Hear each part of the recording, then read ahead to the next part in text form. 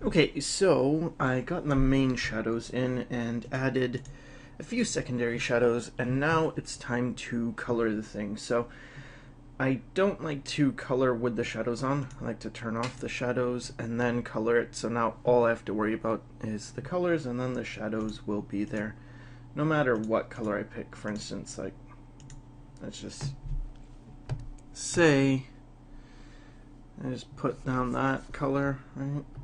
If I put the shadow layer, you can see it just changes to suit whatever color is underneath. So I'm going to turn off the shadows, and now the next thing I have to do is think about what color temperature I'm going to be in, whether it's more warm or cool. And this is important because I'm going to change all the other colors, or I'm going to base all the other colors on that major temperature. And I'm going to make that, whatever that mood temperature is, that's going to be my background color.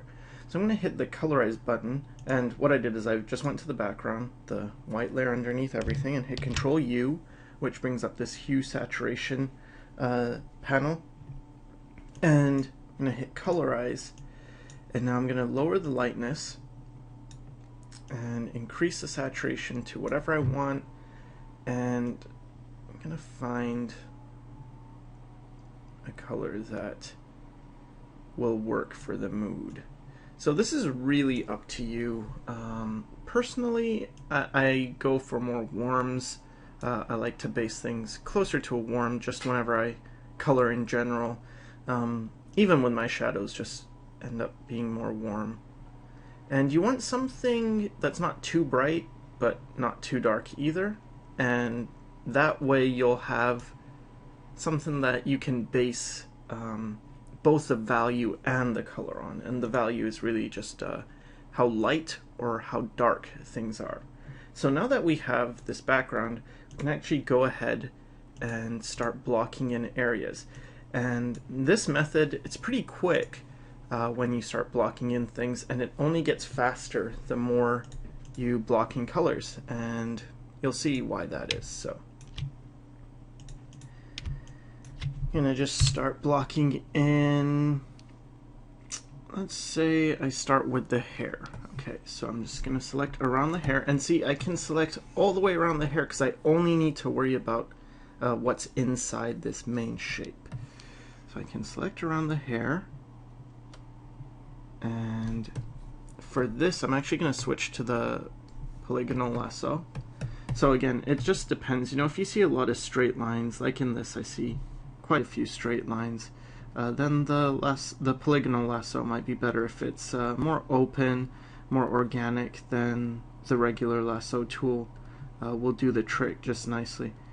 And I'm going to time-lapse through this as well, but I like to do at least a few parts in real time, just so you can get a sense of it. So here, got the hair, and now the eyebrows are going to be the same color as the hair. So I'm going to hold down Shift and get more of that selection in there. And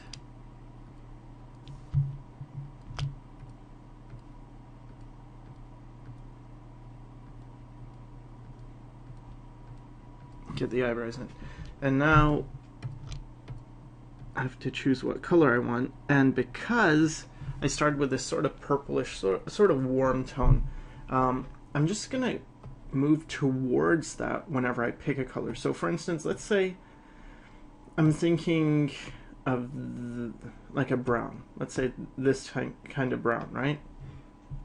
Well, what I would do is I would move slightly towards the purple, maybe warm it up a bit, and then pick that color. And you get better at this with practice.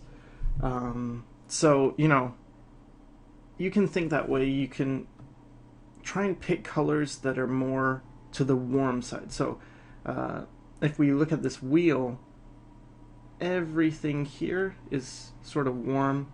Everything on this left side is sort of warm. Everything on this right side is sort of cool. So for this guy's hair though, I'm gonna pick maybe a color like that. So then I'm gonna I'm gonna take the paint bucket and just fill it. There we go. And if that color's not right, you can just adjust it until it is what you're looking for. So maybe something like that. And see, I missed some spots here. That's not a problem. I can just go in with my lasso and just fill those areas.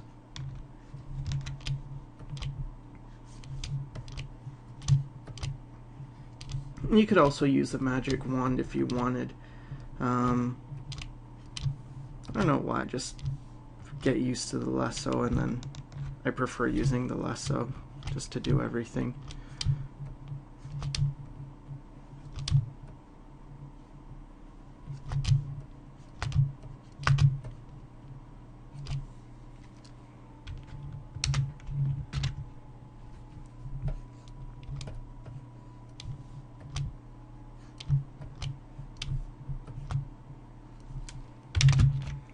Alright, so now let's say I wanted to do the skin, and this is why it gets faster, because as you move from one area to the next, it's only going to fill the areas that are purple, right? So if I just select this, I don't even have to worry about being careful and going around this hair, right? I can just be messy and then pick that off. Get more of the skin. Then once I've got all the skin, then I have to be even less careful when I deal with like the rest of the clothes. So I'm just gonna go ahead and block in all the main colors in time lapse, and then we'll go to the next step.